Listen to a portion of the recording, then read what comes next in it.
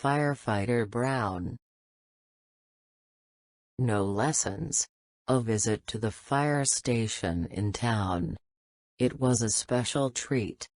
The children were very happy. They traveled by bus with their teacher, Mrs. Sutcliffe.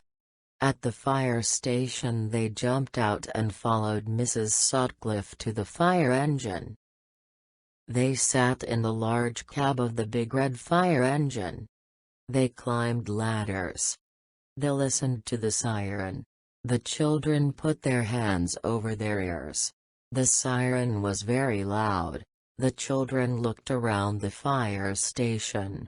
They dossed drinks and biscuits, and the firefighters told the children all about their work. The children asked lots of questions. At 11 o'clock Mrs. Sutcliffe stood up. "Children," she said, "it is time to go. We have lunch at school at 12 o'clock. Please say goodbye and thank you to the firefighters." The school bus was in front of the fire station.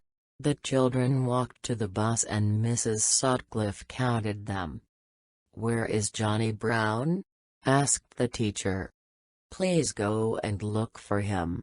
We can't go without him." They looked everywhere but there was no Johnny. "Did he go off in a spaceship with an extraterrestrial?" asked little Molly Mason.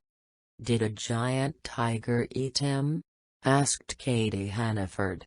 "Don't be silly," said the teacher. "He is somewhere in the fire station." Johnny liked the fire station. He had a busy morning. He climbed the stairs and slid down the pole. Then he looked out of the window. He saw the bus and all his friends. He did not want to go back to school.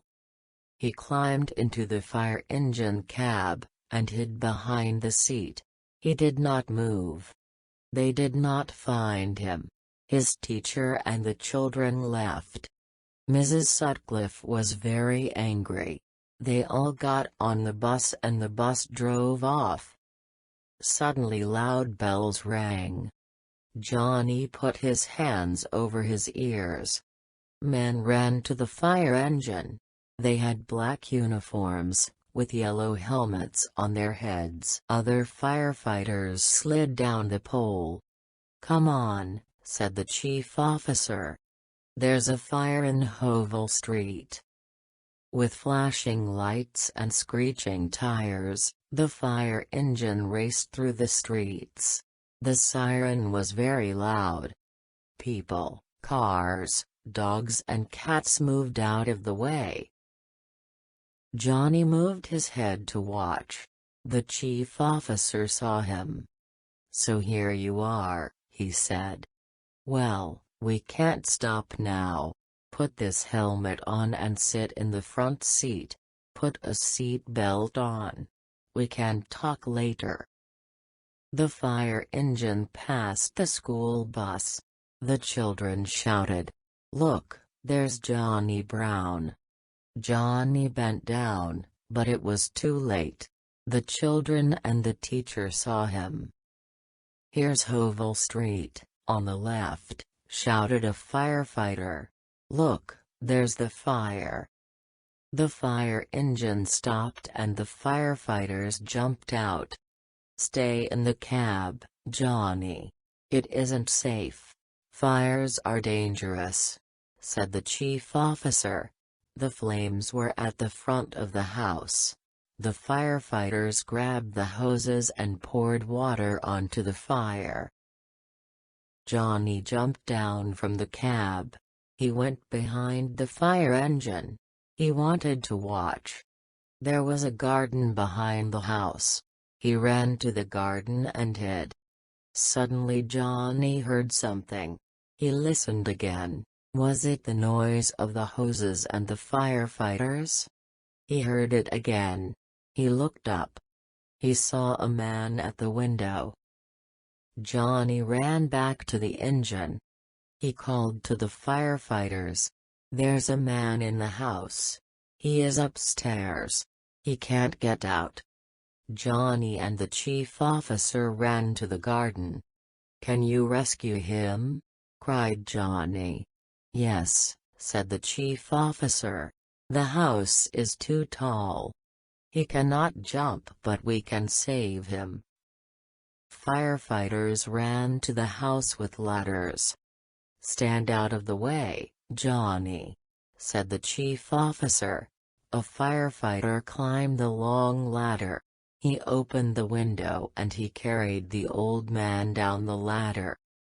"Oh, thank you," said the old man. "Thank the little boy," said the chief officer. He looked at Johnny. "You saw him and you ran to us. You saved him, Johnny, well done." A little girl ran up. "Grandpa!" she cried.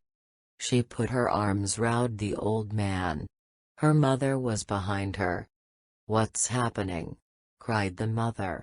"We went to the shops. My father is staying with us. He came yesterday. He was tired. He was in the house.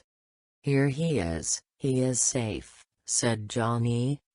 "Your neighbors called us. The fire is under control," said the chief officer. Johnny saved the old man. "Oh, you're a hero," said the little girl. All the people stood round Johnny. Then he saw the school bus and Mrs. Sutcliffe. She called to him, "Johnny Brown, where were you? What are you doing?" "He helped us with the fire," said the chief officer. "And he saved an old man." "Johnny's a hero," said the girl and her grandpa and her mother. "A firefighter has a dangerous job," said the chief officer. "Yes," said Johnny, "and I want to be a firefighter when I grow up. Firefighters are heroes."